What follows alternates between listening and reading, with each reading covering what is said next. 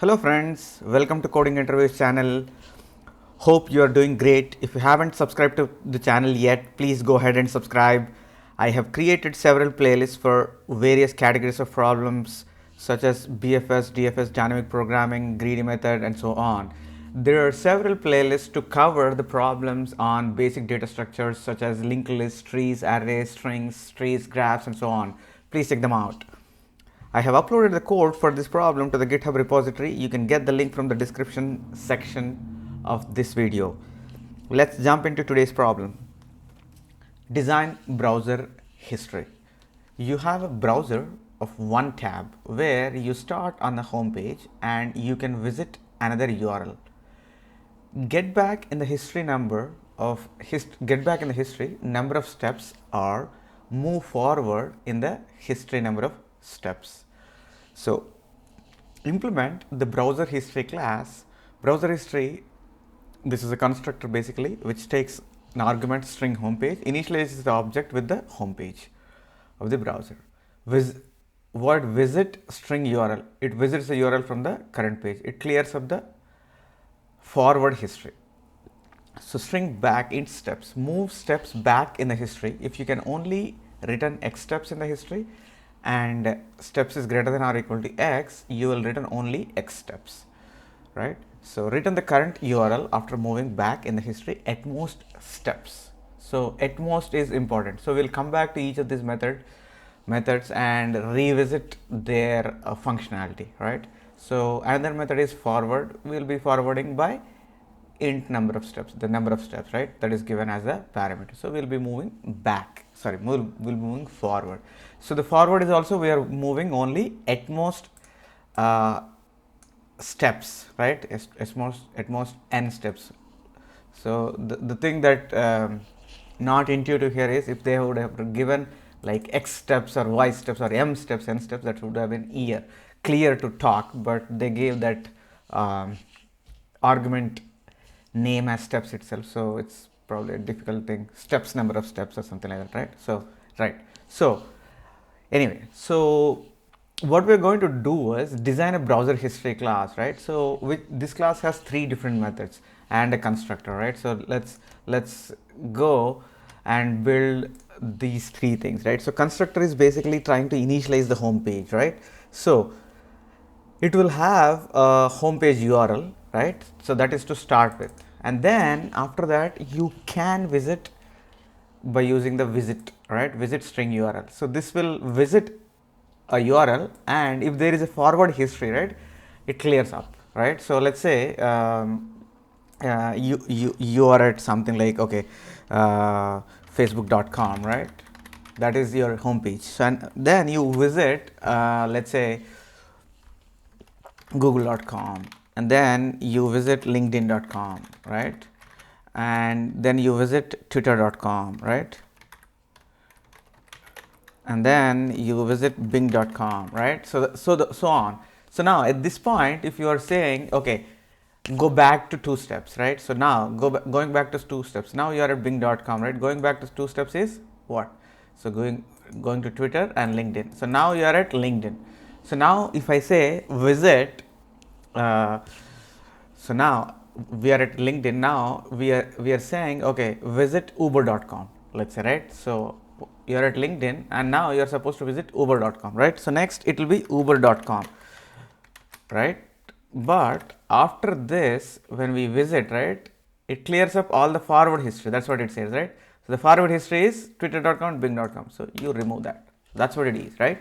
So now the visit method, we got some hold, right? So now, and also we got the hold on back method also.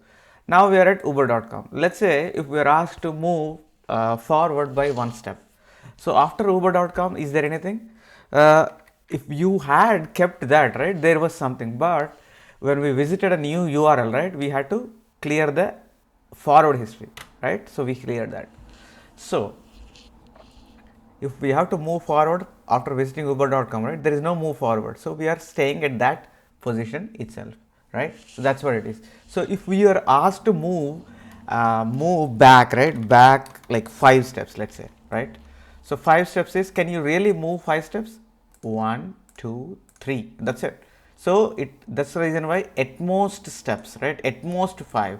So here you could only move 3 steps back. So that means you will be currently at facebook.com, right?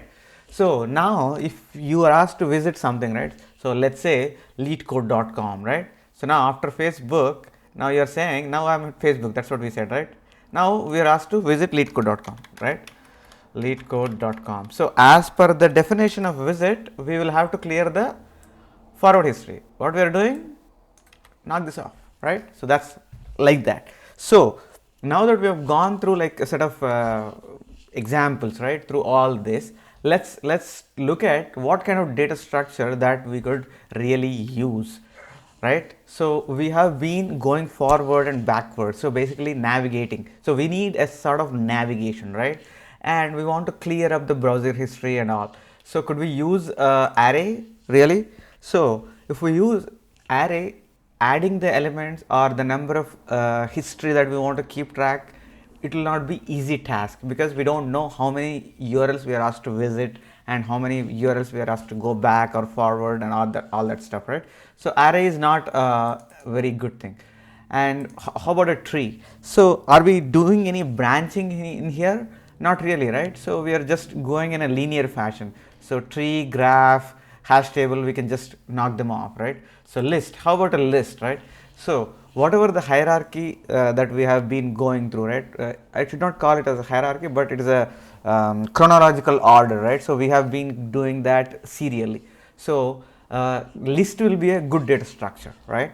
So so here if you have a list, right? So if you want to remove something from a list, or when we were doing the visit, we were calling the visit, right? We have to remove all the forward history, right? So how can the list be efficiently remove all the forward history? So is there any type of the list that we can choose, right? So let's get back to the basics of the data structure. So we in terms of the list, right, there is a singly linked list, right, and there's a doubly linked list. So in the singly linked list, right, is there a way that you can navigate forward? Yes. But is there any way to navigate backward? No, right? So back is also we need to support. So the best thing that which can support all the operations that we need is a doubly linked list, right? So it can have like navigating the forward direction and navigating the backward direction. And also it will be very easy if you use a linked list to knock off the forward history, right? So when you are at a particular node, if you want to clear up all the forward history, the next node, if you make it null, right, all the forward history is gone, right? So that way we could use a doubly linked list for navigating backward, forward, and knocking out the search history forward and all that, right? So the data structure that we are going to use for this particular purpose is a doubly linked list, right? So typically a doubly linked list, so let me write a node structure, right? So if it is a node, I'm going with the rough structure basically, okay? So it will have a value, right? It will have a value. So in this case, the values are string, right? So URLs, string, value, and what else it will have? A node pointer which is pointing to the previous, and a node pointer pointing to the next, right? So that way we will be able to move forward and backward with the given steps. So now that we have ironed out all the navigation and also how we are going to move forward and backward along with the doubly linked list, we will be easily able to code these different methods, right? So what we are going to do is, so we will have a doubly linked list we are going to initialize as part of the constructor. So now we settle on doubly linked list. So initialize the constructor. So what we'll say is init DLL. That's what doubly linked list means, okay? So it has multiple things, but in our context I'm calling DLL, okay? Doubly linked list, okay? We'll initialize the DLL in the constructor and then visit. What we are going to do visit? So when we are visiting, we are going to create a new node in the doubly linked list and add to the end of the current node. So how is the current node will be known to us, right? So In order to know where we are currently, right, we need a pointer called current, right? So current, which will point to the current site, right? What we are doing, current browser history, right? So string is URL, right? Current URL or current URL, current site, what we will say, right? So cur is a pointer in the W linked list which will point to the current site, current node, right? So when we visit, we are going to create a new node and append to the current, right? So before appending to the current, what we are going to do is clear up all the forward history, right? So as we said, the node will have the next pointer, right? If we make the next pointer null, that's it. So all the forward history is gone, right? So, and now after making the forward history gone, you assign the next visiting page, right? And update the pointers accordingly, the previous pointer and next pointer. So that's what we are going to do in the visit method. And back, what are we going to do? So in back, we have to navigate with the previous pointer, right? So we are going back in the navigation history, just like we went in our example, right? When we went through all Facebook, LinkedIn, YouTube, all these URLs, right? So we'll be going back, and the steps given are not strictly that many steps, but those are at most steps, right? So in that particular example, when we saw, we were asked to move 5 steps, but we had only 3 steps back in, right? So that's the reason, right? So even in the case of forward, at that point in time, we will be playing with next pointer. So back, we will be playing with previous, and forward, we will be playing with next, right? So that's how we will be employing the doubly linked list and solving this particular problem. So let's go ahead and look into the code, right?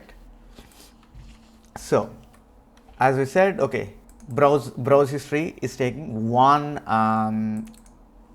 parameter, that is called home page. So prior to that, as we are going to use the linked list, right? So I have created a linked list as part of the code here. Let's go ahead and look at the linked list node structure. It will be almost similar to this. Here I'm calling node, but I'm calling list node or something like that here. Yeah.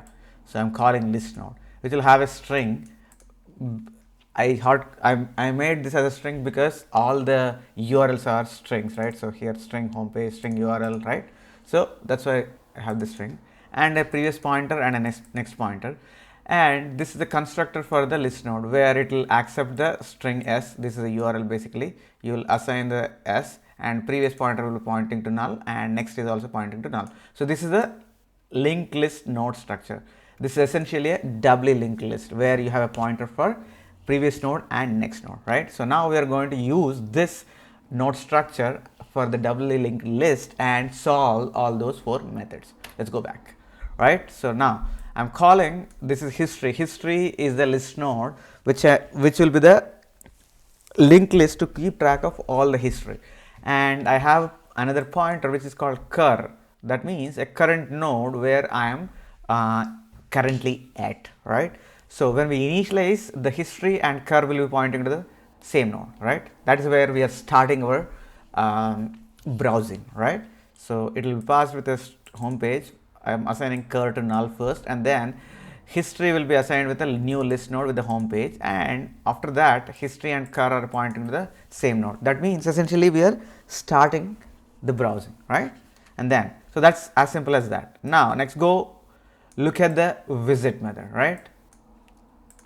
So what visit method will do? So visit, when we are visiting a URL, for that URL we are creating a linked list node, right? So we are creating a node. We have not yet added this node to the linked list yet, okay? So we just created now. So it doesn't matter where the cur is, right? What we are doing is clear up all the forward history. So when you say cur.next is equal to null, clear forward history, right? This is what we are doing. Simple. And so we cleared the forward history, and the new URL which we are visiting, we are adding next to the cur, right? So current.next is equal to new linked list, right? So that's what we are doing. But there is one more thing that we have to do. So the new node's previous pointer should be cur, This is an important thing. If you forget to do this, right, all the other methods also will have impact on it. So this is an important stuff, right? So this is important to mark the previous node, right? And once you mark the previous node, then move your current to the next one. So that means whatever the visit URL that we are visiting currently, so that will be the current, right? So that's a very simple approach, right? So that is what the visit method is. And then next go to the back and forward. So back and forward will be very much similar, except that in the back method we will be employing the previous pointer, right? And in the forward method we are employing the next pointer. So they will be exactly similar. Okay, so let's go ahead and look at it. So while current dot previous node is not equal to null, we will be moving, right? And steps is greater than or equal to 0.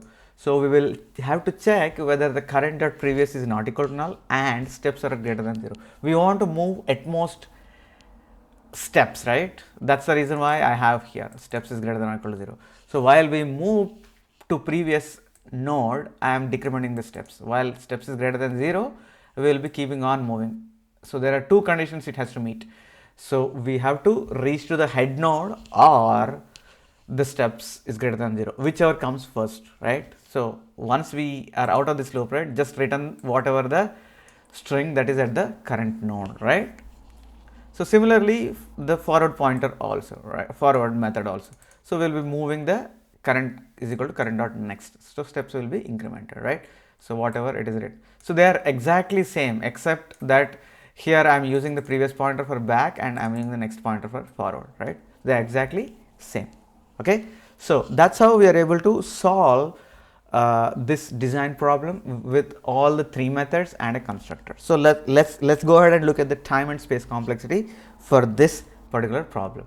So since we are designing 4 different things here, right? So one is a constructor, 3 are methods. So we will have to come up with 3 different time complexities, right? So let's go look at the time complexity. So let me take all this here and write it down for the time, right?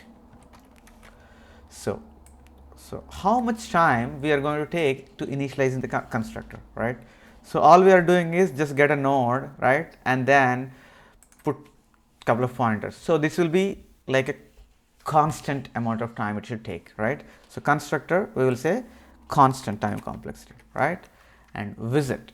So how much is the visit visit function is taking? So in visit we are instantiating a new linked list class and moving up a couple of pointers and all, right? So how much time this is going to take? Again, this will be a constant amount of time, right? So constant amount of time. So back and forward, right? So back and forward we are passed with the number of steps, right? So in the worst case, how many times this while loop is going to execute, right? It is equal to the number of steps, right? It's in the worst case. In the best case, it's probably okay, it might move just 1 step or even 0 steps for that matter. If you are at if your browser history has just 1, right? So the best case is just move by 1, move by 0. That means you don't move anything, you just return whatever it is there. So that means worst case it will be taking order of steps, right? So we don't know what is the number of steps that we are asked. So if you want to call this as order of n, where n is the steps, that's completely fine. So it's similar to forward also. So order of steps. So that is the time complexity. So we have to do this individually because these are individual methods. And let's go to the space complexity, right? So how much space complexity we are using? So since this is a class and all these methods are acting upon single single linked list. It might be confusing, but one doubly linked list, right? So all these methods are acting upon one doubly linked list, right? So the space will be common for all those methods. But if you want to really look at each method individually, right? So you could do that as well, right? So but here whatever the time complexity that I am going to give is for the whole class because we are designing the whole class, right? So the complexity for the space will be for the whole class. So how much space we are using? So we are using obviously for the linked list, right? But we don't know how many times we are visiting or how many times we are moving back, forward, right? So moving forward and back, there is no real space there, right?